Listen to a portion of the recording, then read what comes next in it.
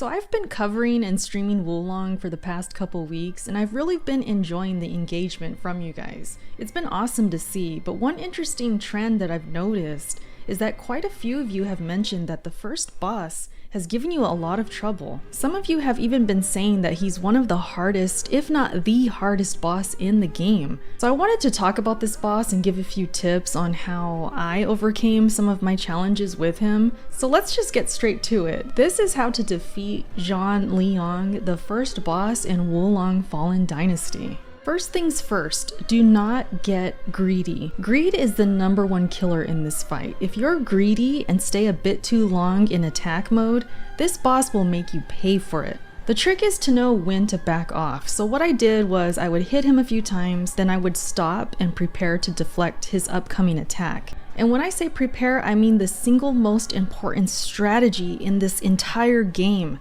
and that is to block first and then deflect out of that block.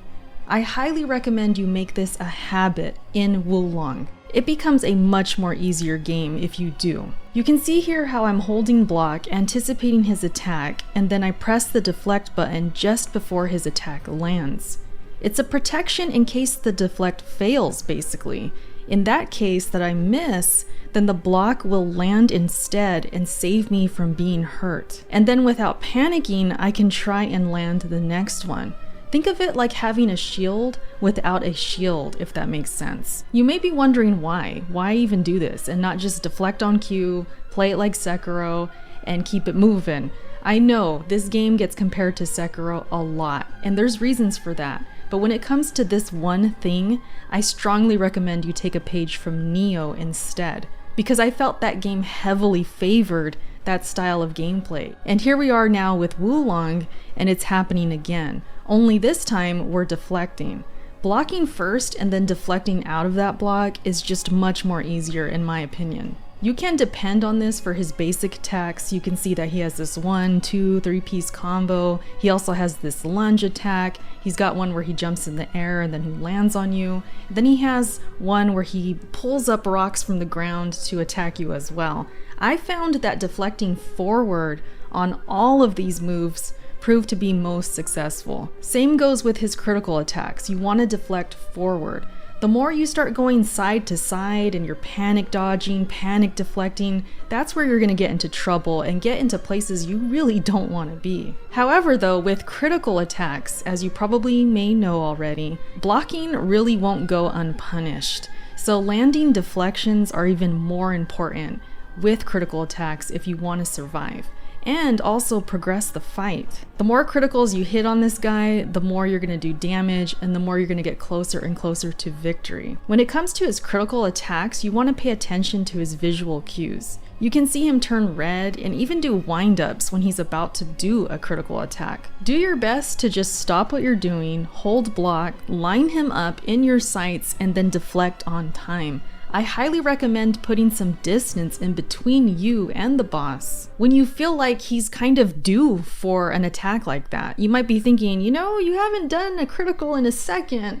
Let's make that happen. So you could basically bait him to do so. If you put some distance between you, kind of line him up, get ready to go, hold that block button, and then watch him execute his move, and then you'll be more prepared for it. I like doing this because putting a bit of distance in between me and the boss, it gives me more time to prepare for his attack, and then it also gives me the confidence to do so. It's like you're taking charge this way by baiting the attacks rather than being surprised by him when you're way too close to him. You can see in this example, I'm just way too close. I'm not prepared, I'm not ready, I get hit. You know, there's no surprise there. And then as I'm getting up though, instead of panic healing or panic dodging, I just line him up again and then I get ready for the next one.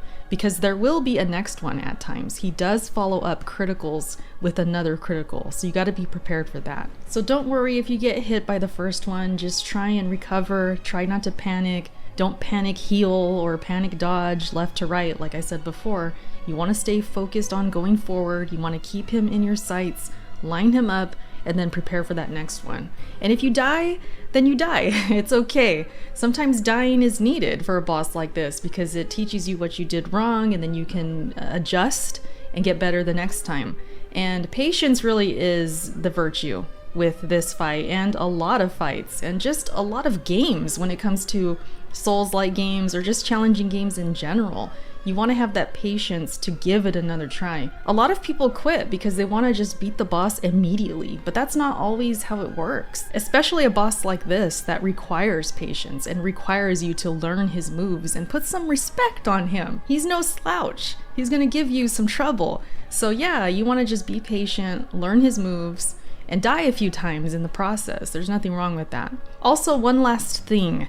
Once you progress the fight far enough in the second phase, the game will prompt you to use your spirit animal, and then that is it. It will end the fight. You will be bailed out, possibly. I know I was the first time, or was it the second time? I forget. I was so close to dying, and then I made it that far just to use the spirit animal, and then I was good. So yeah, keep that in mind. Don't forget that. You will have that spirit animal to end the fight. So yeah, that's pretty much it, you guys. It's pretty basic. It's mostly, you know, just getting those timings down, blocking first, deflecting out of it, deflecting forward, and then, of course, having patience, learning his attacks, learning his timing, not being greedy, of course, and eventually you'll get it done. But that's it. I hope you guys enjoyed. Let me know if this helped you. Tell me in the comment section, hit the like button, all that good stuff. Sub if you're new and you want to see more Wulong content. I appreciate all the support, and I will catch you guys in my next video. All right, bye.